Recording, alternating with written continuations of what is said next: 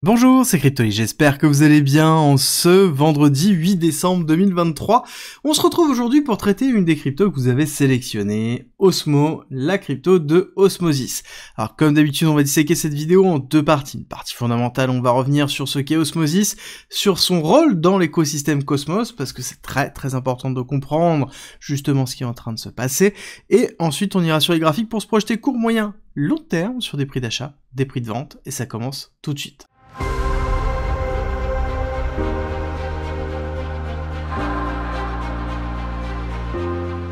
On va commencer par présenter Osmosis, et il faut comprendre vraiment ce qu'est Osmosis pour comprendre la place qu'elle a vraiment dans l'écosystème Cosmos et la place qu'elle a réussi vraiment à se donner dans l'écosystème Cosmos. Et vous allez voir que c'était pas forcément gagné au début, dans lequel Osmosis à l'origine était uniquement un DEX, donc un échange décentralisé dans lequel il faisait des expérimentations de clusterisation de la liquidité. Pour être franc, il est toujours compliqué d'avoir une liquidité qui n'est pas fractionnée, c'est-à-dire que si j'ai 10 blockchains, ça veut dire que j'ai la liquidité qui va être éclatée sur les 10 blockchains. Et créer de la liquidité dans une seule et unique blockchain coûte beaucoup parce qu'il faut créer de l'incentive pour attirer les gens, pour qu'ils donnent leur liquidité, qui prêtent leur liquidité au protocole pour pouvoir évoluer. Et justement, Osmosis avait pour vocation de réfléchir à cette notion de liquidité, et cette notion de liquidité non fractionnée pour avoir une liquidité commune sur l'ensemble des blockchains. Et ce qui est bien, c'est que Osmosis a tellement évolué et surtout a beaucoup travaillé sur la notion d'interchain et d'interopérabilité qui est portée par l'IBC protocol, donc qui est le protocole d'interopérabilité de Cosmos SDK, donc du kit de développement de Cosmos.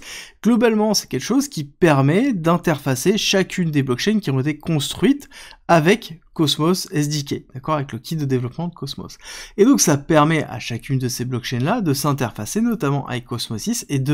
d'avoir accès à l'écosystème Osmosis pour pouvoir avoir accès à la liquidité d'Osmosis et au swap d'Osmosis. Derrière, c'est quelque chose qui est plutôt classique, c'est un échange décentralisé dans lequel on a la possibilité aussi d'avoir un échange décentralisé version professionnelle où on peut placer ses ordres exactement comme on le ferait sur une plateforme classique centralisée, et voire même on a d'autres possibilités avec d'autres applications qui sont construites sur Osmosis, comme Levana, qui permet par exemple de pouvoir faire du trading en perpétuel, si on le souhaite, sur la liquidité, notamment de notre ami Osmosis. Donc ça fonctionne plutôt bien, et ça fonctionne même très bien quand on regarde le nombre de développeurs et le nombre de commits, on voit que ça n'arrête pas. On a plus de 1500 commits sur le mois de novembre, ce qui est, 2000 commits sur le mois de novembre avec 40 devs actifs. Donc on est vraiment sur, globalement, une plateforme et un protocole qui est très actif, qui continue à être actif quoi qu'il arrive, et qui développe énormément, parce que l'écosystème Cosmos est vraiment en train d'évoluer, et ça c'est vraiment important de le comprendre. On a une TVL actuellement qui est de 130 millions, alors on est un petit peu plus sur la blockchain en elle-même, on est à 150, mais vraiment sur le DEX, donc sur l'application décentralisée, on est à 130 millions, donc ce qui est plutôt cohérent, et surtout il faut comprendre le rôle de Osmosis sur l'ensemble de l'écosystème. Grâce à l'IBC protocol, ça veut dire que chacune des blockchains que vous voyez ici, peu importe où elle se trouve en fonction de la taille, peut avoir accès à la liquidité de Osmosis et peut faire des transactions interprotocolaires pour transférer de la liquidité. Et c'est ce que l'on voit ici de l'IBC protocol. Sur les 24 heures, on a eu 34 millions de dollars, ce qui est plutôt relativement élevé pour un écosystème qui est en train de se développer. Il faut comprendre que Cosmos existe depuis longtemps, mais ils sont en train vraiment de développer l'IBC, donc l'Interchain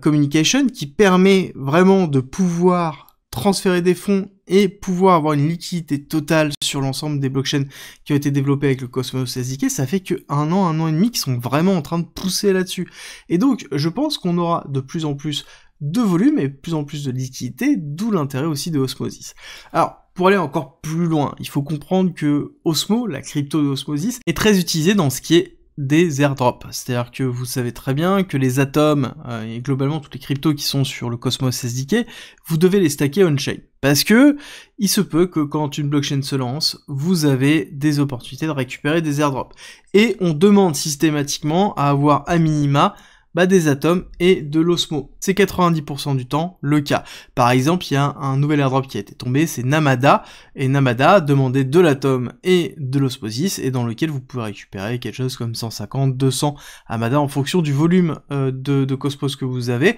On peut aller même beaucoup plus haut, donc c'est à vous de voir si c'est intéressant ou pas, mais en tout cas, Osmo, en lui-même, a un intérêt, ne serait-ce que pour farmer les airdrops de l'écosystème Cosmos. Donc il y a les atomes, il y a Osmo, il y a Axelar, il y a un certain nombre d'autres blockchains en fait qui sont intéressantes d'avoir leurs tokens stackés pour pouvoir farmer les airdrops des nouvelles blockchains qui arrivent, mais en fait Osmo est vraiment au cœur quasiment de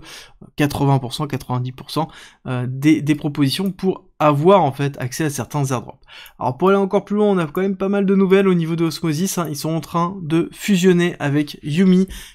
qui s'appelait UXChain, qui est un protocole aussi qui est très ancien sur l'écosystème Cosmos, et ça veut aussi dire qu'on va avoir un géant qui va arriver, parce que les équipes de développement de Yumi et de Osmosis, c'est vraiment des grosses équipes, donc ça veut dire qu'on va avoir, je pense, un très gros projet qui va s'instancier comme étant vraiment un hub de liquidité dans l'écosystème de Cosmos. Quand je vois comment ça bouge au niveau d'Osmosis et au niveau de Osmo, c'est là où je me dis que vraiment l'écosystème Cosmos est vraiment en train de faire son shift qu'on attendait depuis l'année dernière. Ça a mis un peu de temps, on a parlé de Cosmos 2.0, plein de choses qui ont été refusées malheureusement,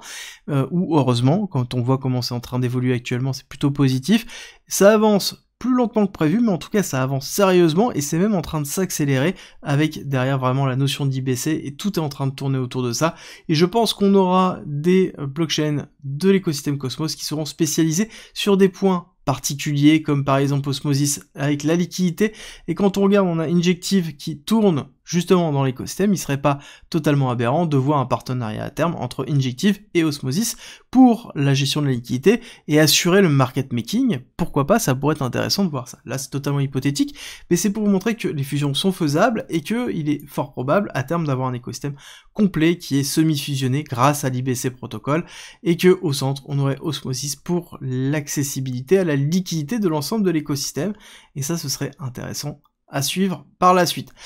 On attaque la partie technique. Alors, dans cette partie technique, on va voir plusieurs choses. On va voir que déjà Osmosis, on n'a pas tout le graphique, mais il faut voir que le graphique en fait va rester relativement stable dans les 5 $ par la suite, dans la partie antérieure, donc c'est pas gênant. On va juste se baser sur la rupture que l'on a eu. On a une rupture baissière qui a été très forte, hein. Osmosis, on voit qu'on avait quelque chose qui tenait énormément sur le précédent bull run, notamment en 2021. Sur 2022, on a une grosse accélération, on a une temporisation, et la cassure de Terra Luna a fait très mal, ce qui est logique parce que Terra Luna, pour rappel, ça existait dans l'écosystème de Cosmos, et donc forcément, on a eu très mal à tout ce qui tournait autour de ça, et ça s'est enfoncé très fortement pour aller justement nous faire un premier plus bas qui a été positionné ici sur justement l'accélération baissière que l'on a eu sur Celsius en juin, dans lequel on a eu la cassure baissière, temporisation, donc on a eu la mise en place d'un signe climax, l'arrêt de la tendance baissière pour former une accumulation de wick-off, et donc après faire un AR, ici prise de liquidité, première prise de liquidité, et ensuite deuxième prise de liquidité avec le spring. Donc on a un STB, on a un spring qui est en cours, enfin qui a été validé ici, et dans lequel on a une accélération haussière, principalement parce qu'on a un écosystème qui est en train de se réveiller, parce que on a la mise en place d'un rallye sur BTC et sur beaucoup d'altcoins. On est en train de stabiliser au-dessus de la rupture du STB et au-dessus de la rupture du SC, ce qui est plutôt positif mais pas suffisant. D'accord, comprenez bien que là on a beaucoup de liquidité à aller chercher dans les 0,9, et que pour que Osmosis vraiment valide en fait sa rupture et sa non-continuité d'accumulation, il faudrait aller casser ici ce top là pour repartir sur une structure haussière, d'accord, et à ce moment on pourrait retracer, retester et repartir à la hausse, d'accord. Tant que ce n'est pas fait, tant qu'on va pas chercher les 1,25, 1,3, bah à ce moment-là on n'a pas de clôture, et donc on n'aura pas de validation réelle. Donc pour moi on est bien dans un rallye qui est plutôt positif pour l'écosystème, dans lequel on a fait déjà des belles performances, hein. Si on prend le plus bas et qu'on va chercher le plus haut de cette partie-là, on a fait 260%, et on en parle quand même assez peu. Et ce qui est ça qui est intéressant, c'est que du coup, on est toujours encore en dessous des radars, à savoir qu'on a une tokenomics qui est quand même relativement en attente de dilution. On est à 49%, je crois, un petit peu en dessous de 50% de dilution en termes d'Osmo, donc on a encore une pression baissière. Mais ce qui est intéressant de voir, c'est que on est quand même sur une capitalisation boursière qui est dans les alentours des 700 millions, je crois, 750, peut-être même un petit peu 800 grâce à l'accélération de cette dernière semaine, mais on est sur un écosystème qui est en dessous d'1 milliard et qui peut potentiellement être le cœur de la liquidité de l'ensemble de l'écosystème Cosmos, d'accord? Donc pour moi, ça fait partie des actifs qui sont un peu en dessous du radar. Oui, on a une pression baissière, oui, ça peut être compliqué parce qu'on est quand même dépendant de l'écosystème Cosmos, mais néanmoins, on est quand même actuellement dans une zone très intéressante pour moi de rechargement, même si on a fait une accélération haussière. On reste pour moi dans une zone intéressante, hein, quoi qu'il arrive, on n'a toujours pas fait de rupture, je vous rappelle que la rupture, elle est ici, et qu'est-ce qu'on peut se fixer comme target? En fait, il faut comprendre que Osmosis, si ça devient vraiment le cœur de liquidité de l'IBC protocole, et donc de tout ce qui est Cosmos Hub, ça sous-entend que on va avoir énormément de flux et énormément de filles qui vont transiter par, justement, Osmosis. Et donc, la valorisation peut aller très loin, et on pourrait aller chercher une valorisation de 20, 25, pourquoi pas 30 milliards en market cap dilué. On pourrait voir un Osmosis traîner dans les alentours des 10, 14 dollars assez rapidement si jamais ça se valide et que ça se confirme avec notamment la suite des merges, donc des fusions entre les différents protocoles. On a une concentration de liquidité et une concentration des efforts qu'il ne faut pas sous-estimé. J'espère que cette vidéo vous a plu, si c'est le cas, n'oubliez pas de me laisser un like et un commentaire, ça soutient la chaîne et surtout, ça me fait très plaisir. Et nous, on se retrouve demain pour l'hebdomadaire.